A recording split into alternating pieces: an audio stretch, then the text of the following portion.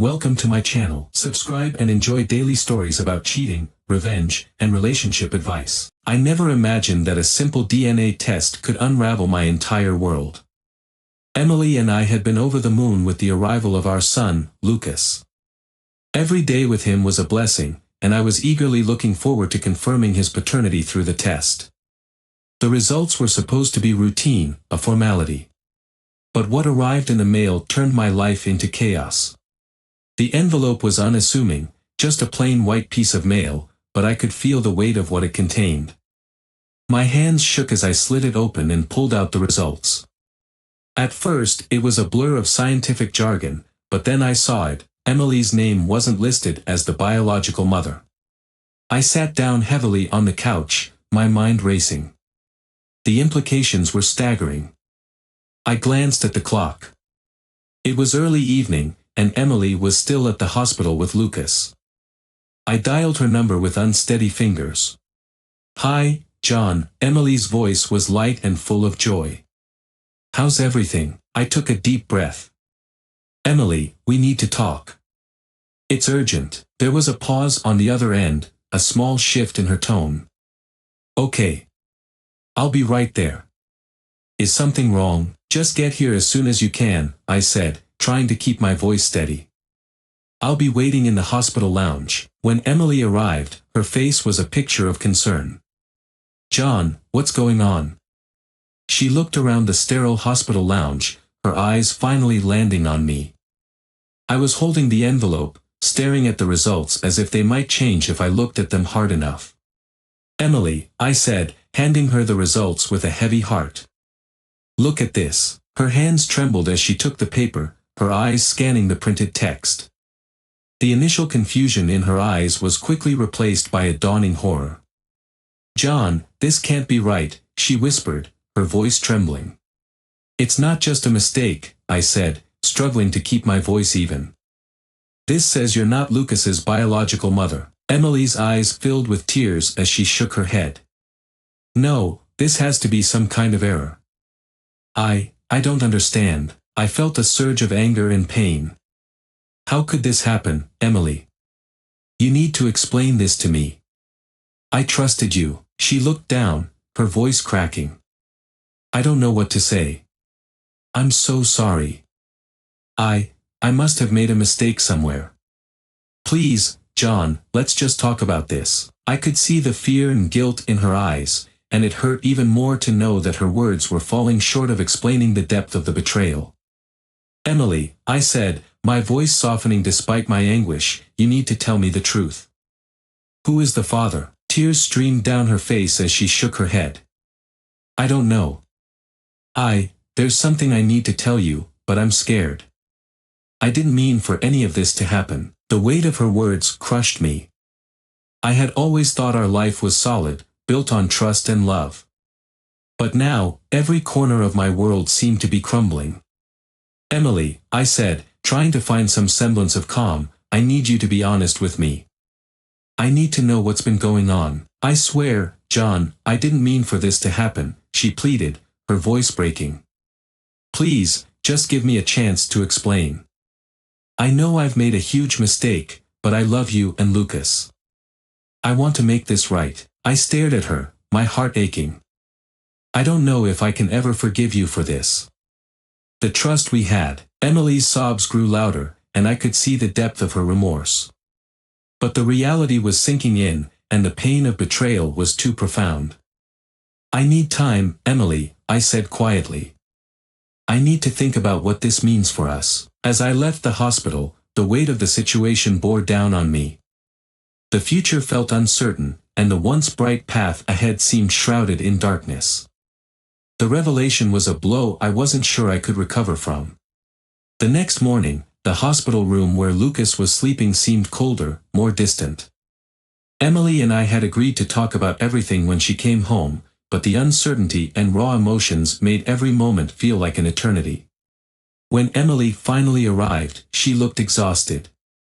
The lines of stress and sleeplessness were etched deeply into her face. I was sitting at the kitchen table, the DNA results spread out before me. She walked in, her eyes avoiding mine as she set down her purse and jacket. "John," Emily said softly, "I'm here. Can we talk?" I motioned for her to sit across from me. "Please, have a seat. We need to go over this." I pushed the results toward her, the stark reality of the test results glaring from the page. Emily sat down slowly, her fingers brushing over the document as if hoping it would vanish. Her eyes filled with tears again as she read. "John, I don't understand. This has to be a mistake." I leaned forward, my voice taut with frustration. "Emily, we've been through this. The results are clear. You're not Lucas's biological mother. How could this happen?" Emily's face was pale, her hands trembling. "I don't know how this happened. There must be some sort of error. I swear, John, I've been honest with you." I clenched my fists, struggling to hold back my anger. "Honest? How can I believe that now? I trusted you completely. How could you let something like this happen?" Her eyes widened with panic. "John, please," she choked on her words, trying to find a way to explain. "I've been faithful to you. I don't know what's going on, but this is not what it seems." I shook my head, feeling a mix of anger and sorrow. "If you were faithful, then how do you explain this? This is not just a minor issue. This is a complete breach of trust." Emily's voice was a desperate whisper. "I need to explain. There was something I didn't want to tell you. I had a brief affair with someone. But it was over before I even knew I was pregnant. I thought I was only with you after that. Please, John, believe me." Her admission hit me like a physical blow. "Who is he?" I demanded. "Who is the father of our child?" Emily looked away, tears streaming down her face. "His name is Greg. It was a mistake, John. It meant nothing. I was confused and made a terrible error. I didn't want to hurt you." The name Greg echoed in my mind, but it did nothing to alleviate the pain. "Emily, how can you expect me to just forgive this? We're talking about our child, our family." Emily's sobs grew louder. "I know I've hurt you. I'm so sorry. I want to make things right, but I don't know how. I'll do whatever it takes to fix this." I felt a wave of hopelessness. "Emily, I need time to process this. I don't know if I can ever come to terms with what's happened. You've shattered everything I believed in." Emily reached out, her hand trembling. "Please, John, don't give up on us. I love you. I love Lucas. I made a terrible mistake, but I want to work through this." I pulled away, my resolve hardening despite the ache in my chest. "I need space, Emily. I need to figure out what this means for us. Right now, I don't know if I can ever trust you again." With that, I stood up and walked away from the kitchen table. The room felt claustrophobic, and the future seemed more uncertain than ever. Emily's pleas echoed in my ears as I stepped outside for some fresh air, hoping it would clear my mind. The weight of her betrayal hung heavily, casting a shadow over everything I once held dear. The days after the confrontation were a blur of anguish and confusion. I couldn't shake the feeling that there were more pieces to the puzzle, and I needed to uncover them. Emily's admission about the affair with Greg only left me with more questions. To find answers, I enlisted the help of my friend Mark, a tech-savvy guy who had a knack for digging up information. Mark and I met at my apartment, surrounded by stacks of papers and empty coffee cups. I handed him Emily's phone and laptop, hoping he could help unravel the tangled web of deceit. Mark stared at the devices with a mix of determination and curiosity. "All right, let's see what we've got here. I'll start with her phone.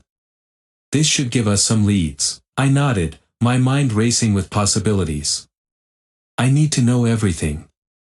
Messages, emails, anything that might point us to who else Emily was involved with." Mark began scrolling through the phone's messages and email threads.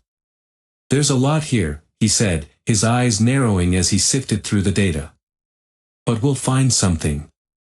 Emily's been communicating with someone a lot." As he worked, I paced the room, my thoughts consumed by the betrayal. It's just so hard to believe. Emily always seemed so devoted. I thought we were building a life together, not tearing it apart. Mark looked up, a glimmer of something in his eyes. Hold on a second. I think I've found something.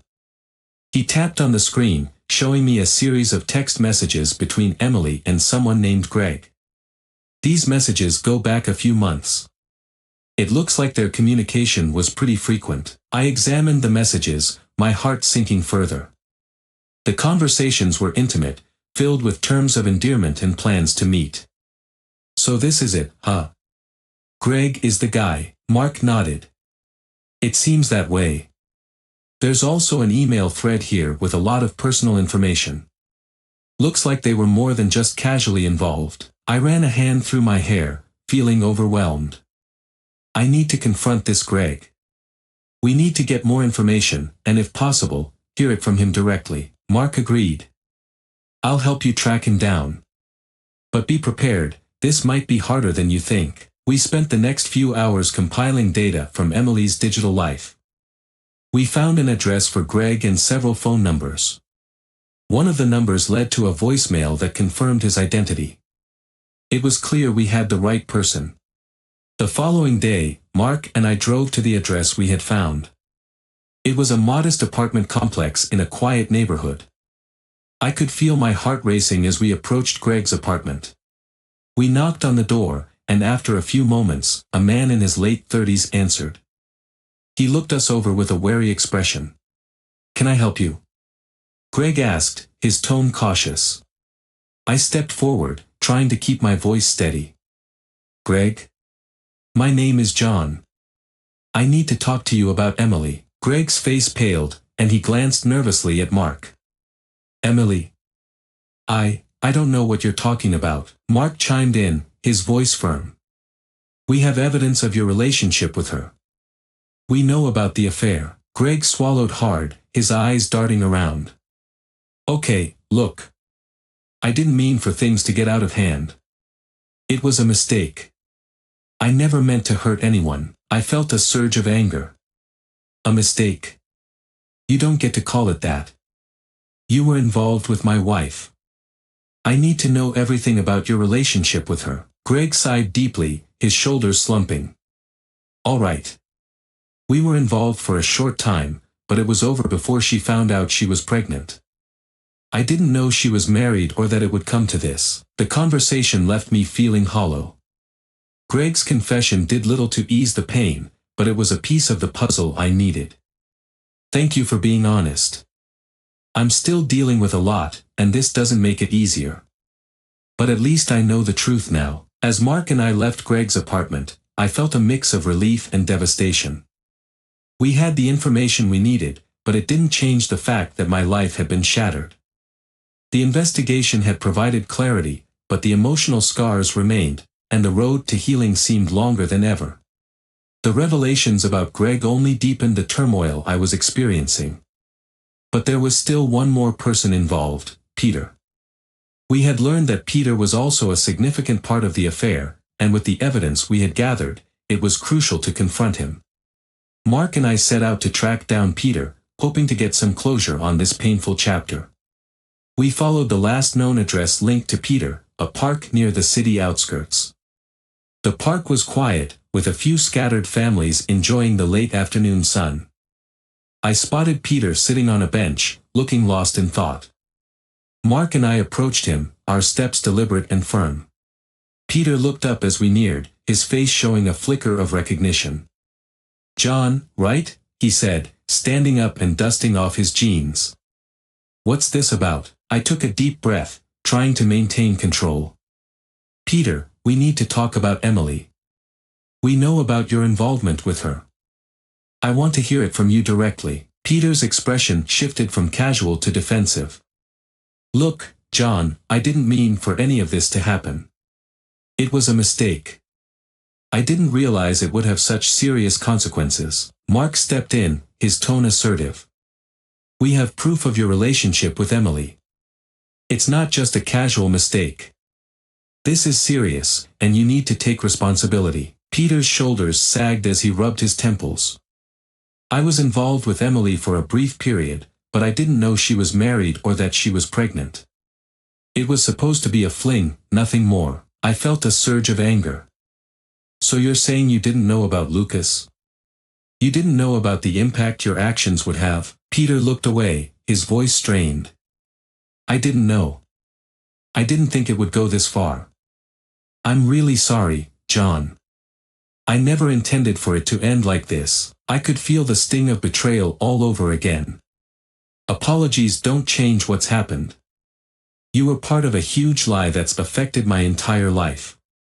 I need to make sure this is resolved legally and emotionally. Peter nodded, looking remorseful. I understand. I'll cooperate with whatever you need. I just want to make things right. As we walked away from the park, Mark and I felt a sense of grim satisfaction. We had confronted both Greg and Peter, and their confessions had provided the clarity we needed. But the emotional weight of it all still felt heavy. A few days later, Sarah, a mutual acquaintance of Emily and me, reached out with important information. She had been aware of Peter's intentions and provided further evidence that helped solidify the legal case. Her input was crucial in ensuring that everything was handled correctly. In a meeting with Emily's lawyer, we reviewed the evidence and discussed the next steps. Emily was present, her face pale and tired, as she listened to the legal proceedings. John, Emily said quietly, her voice barely audible, I want to thank you for dealing with this. I know I've caused so much pain, and I'm truly sorry. I looked at her, feeling a mix of sorrow and resolution. Emily, this has been incredibly hard. I don't know what the future holds for us, but I needed to know the full truth. I hope you understand that. Emily nodded, tears in her eyes. I understand. I know it's too late to fix what's happened, but I hope we can find a way to move forward. With the legal matters settled and the truth fully uncovered, I began to focus on rebuilding my life. The road ahead was uncertain, and the healing process would take time. The betrayal had changed everything, but I was determined to find a way to move forward. Mark and I sat in my apartment, the sense of resolution settling in. You did good, John, Mark said, his voice reassuring. It wasn't easy, but you faced it head-on. I nodded, feeling a mixture of exhaustion and relief. Thanks, Mark. It's been a rough journey, but at least now I can start to make sense of things and focus on what comes next. As I looked out of the window, I knew that while the past would always be a part of me, the future held the promise of new beginnings. It was time to take the first step forward, no matter how daunting that path might seem.